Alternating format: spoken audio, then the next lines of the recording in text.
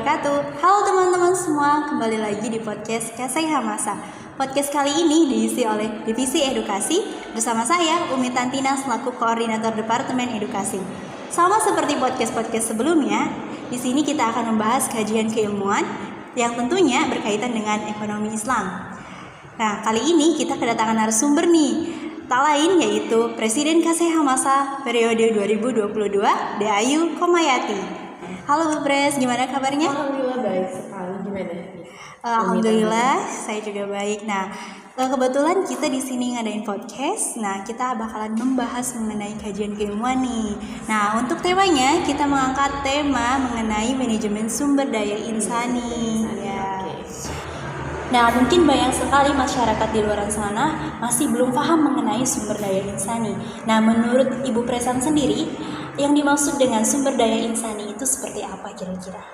Baik, yang pertama itu kita akan bahas terkait dengan manajemennya. Kita tahu bahwa manajemen itu adalah suatu proses di mana ada perencanaan, kemudian ada pengkoordinasian, ada pengarahan, dan ada pengawasan. Tentunya itu dilakukan untuk bisa mencapai suatu tujuan tertentu, goals. Nah, di sini berkaitan dengan sumber daya insani atau sumber daya manusia, ini berarti ada tenaga kerja.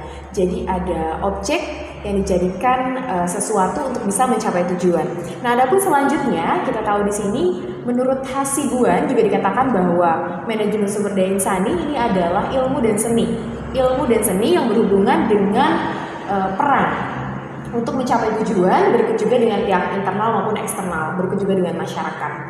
Kemudian apabila kita simpulkan, jadi seperti apa pandangan menurut ekonomi atau menurut perspektif Islamnya? Kemudian kita artikan di sini bahwa manajemen sumber daya insani adalah sebuah cara atau metode untuk bisa mengatur hubungan dan peran antar individu dengan individu yang lainnya untuk mencapai tujuan tertentu. Dalam hal ini konsepnya adalah bahwa manusia sebagai khalifah ini adalah diciptakan oleh Allah itu dengan sengaja dan diciptakan itu dengan bentuk yang sebaik-baiknya. Dalam Atin ayat 4 Quran surat Atin ayat 4 dikatakan bahwa manusia itu diciptakan itu sudah sangat sempurna dengan sebaik-baiknya. Makna dari surat Atin ayat 4 ini menandakan bahwa bagaimana posisi manusia itu sebagai khalifah ini sangat mempunyai peran dan juga fungsi yang baik digunakan untuk bisa manajemen, untuk bisa mengatur.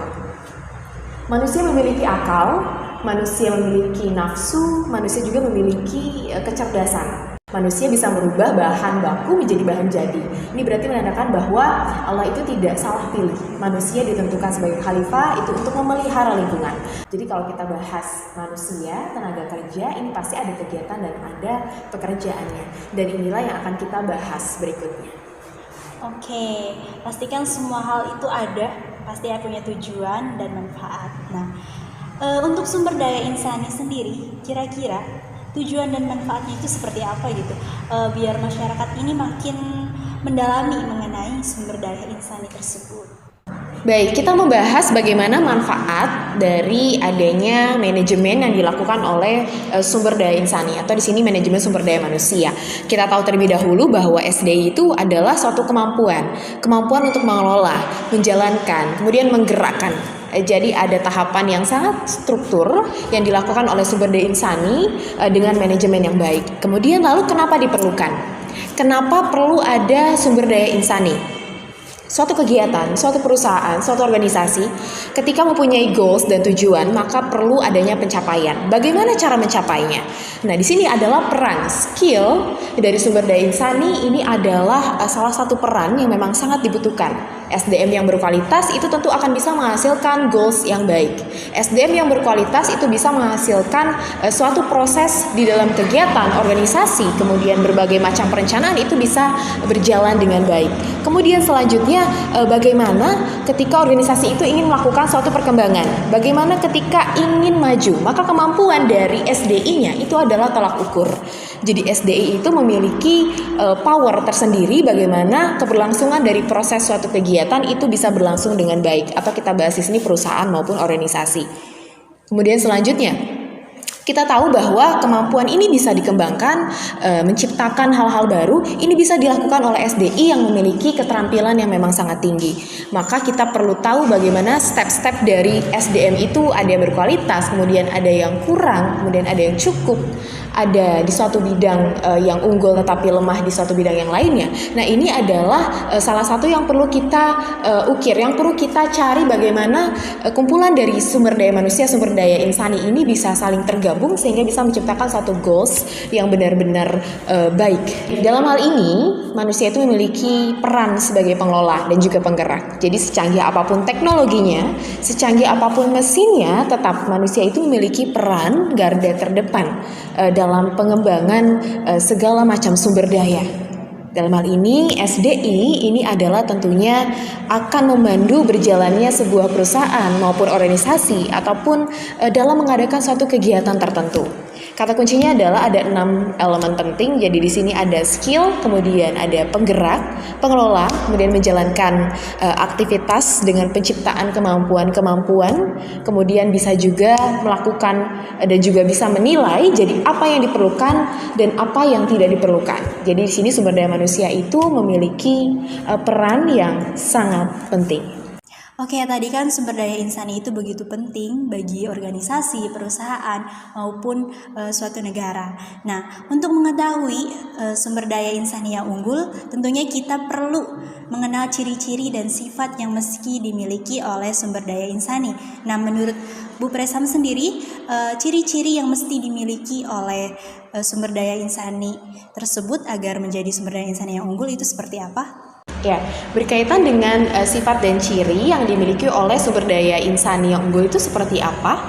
Kita berkaca pada sifat dari Rasulullah SAW bahwa beliau memiliki sidik, amanah, tabligh, dan juga fatonah.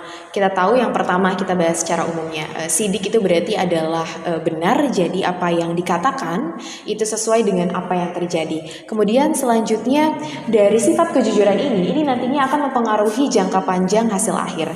Jadi ketika kita memiliki niat atau mengawali sesuatu dengan kebaikan, itu pasti ujungnya akan bermunculan juga kebaikan-kebaikan.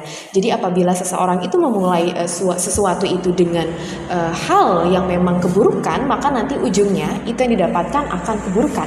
Jadi apa yang diniatkan di awal, dan kejujuran ini merupakan salah satu fondasi sebagai salah satu niat yang memang harus perlu dimiliki oleh sumber daya insani yang berkualitas. Sifat sidik ini nantinya akan mempengaruhi kepada lingkungan bisnis kita. Jadi nanti kita bisa terhindar juga dari berbagai hal yang memang buruk kepada kita. Jadi sidik ini perlu kita teladani. Benar, berkata jujur ini adalah satu hal yang mulia yang perlu dimiliki oleh sumber daya insani. Kemudian selanjutnya amanah. Amanah ini berarti bahwa kita itu bertanggung jawab. Apa yang ditugaskan berarti kita selaku objek manusia ini bisa mempertanggungjawabkan apa yang sudah kita lakukan. Tidak mengurangi dan juga tidak menambahi satu hal yang memang tidak perlu kita lakukan. Selanjutnya yaitu tabligh. Jadi kita menyampaikan apa yang semestinya kita sampaikan. Tidak dikurangi, tidak ditambahi. Nantinya dampaknya adalah kita bisa berkomunikasi dengan benar dengan pihak manapun. Kemudian selanjutnya itu fatonah. Ini berarti kecerdasan, bahwa kita itu memiliki kebijaksanaan. Kita memiliki kebijaksanaan. SDI ini harus paham segala hal yang memang menjadi tugas dan kewajibannya, dan ini juga perlu.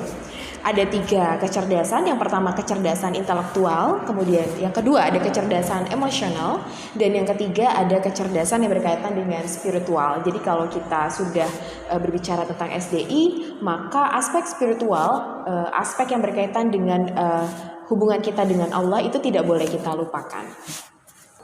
Oke, tadi kan kita membahas mengenai sifat-sifat yang mesti dimiliki oleh sumber daya insani yang unggul, yang tentunya tidak jauh dari sifat-sifat Rasulullah SAW. Nah, untuk aspek-aspek yang mesti dimiliki oleh sumber daya insani sendiri itu seperti apa kira-kira? Baik, untuk aspek-aspek yang memang penting dan perlu dimiliki cukup singkat, ada 3. Yang pertama yaitu perangkat insan, atau di sini adalah humanware. Jadi di sini bahwa manusia itu adalah pelaku utama. Kalau kita berbahas mengenai pekerjaan, maka tenaga kerja lawan mainnya. Kemudian tanpa manusia ini maka seluruh aktivitas itu tidak akan berjalan secara lancar. Nah, di sini kita juga perlu mengetahui dari konsep perangkat insan ini, berarti apabila kita berbicara mengenai suatu pekerjaan berarti ada pemiliknya, kemudian ada owner atau kita katakan owner, kemudian ada direkturnya, kemudian ada karyawan tetap, karyawan biasa. Nah, itu merupakan satu kesatuan dari perangkat insan yang memang tergabung untuk bisa mencapai suatu tujuan tertentu. Dan di sini yang terpenting adalah personality atau kepribadian dari masing-masing sumber daya insani ini sangat diperlukan. Kemudian selanjutnya adalah perangkat keras atau kita katakan ini adalah hardware. Ini berkaitan dengan bagaimana perlengkapan-perlengkapan yang dibutuhkan. Jadi tadi sudah ada manusianya, maka perlu dilengkapi juga dengan teknologi. Karena kita juga tidak bisa menghindar bahwa teknologi ini sudah semakin jaya, maka ketika human tidak berkembang, maka akan sulit juga untuk mengikuti perkembangan zaman saat ini. Jadi di sini juga dibutuhkan teknologi yang dijadikan sebagai penunjang dan tentunya manusia ini perlu bijak untuk menggunakannya. Kemudian selanjutnya ada perangkat lunak atau software. Ini berarti meliputi hal-hal yang berkaitan dengan non fisik ya. Jadi ada pembagian konsistensi bidang kerja. Ini bagaimana konsistensi dari proses manajemen sumber daya insani. Tadi sudah ada objeknya, kemudian ada pendukungnya dari teknologi. Nah, di sini adalah sistemnya. Ini dinamakan perangkat lunak. Jadi bagaimana suatu pengambilan keputusan, bagaimana suatu konsistensi dari kewajiban-kewajiban dan tugas itu bisa dilakukan dengan baik dengan penataan sistem kerja yang juga baik. Di sini adalah yang terpenting tadi selain ada sifat-sifat dari Rasulullah juga perlu juga kita sebagai pribadi memiliki personality atau kepribadian yang juga kreatif, inovatif, produktif. Jadi kita sebagai sumber daya insani dalam perspektif Islam itu perlu untuk menggali ilmu sebanyak-banyaknya, seluas-luasnya, setinggi-tingginya gitu. Karena kita perlu menjadi pribadi yang sukses untuk bisa mensukseskan orang-orang banyak.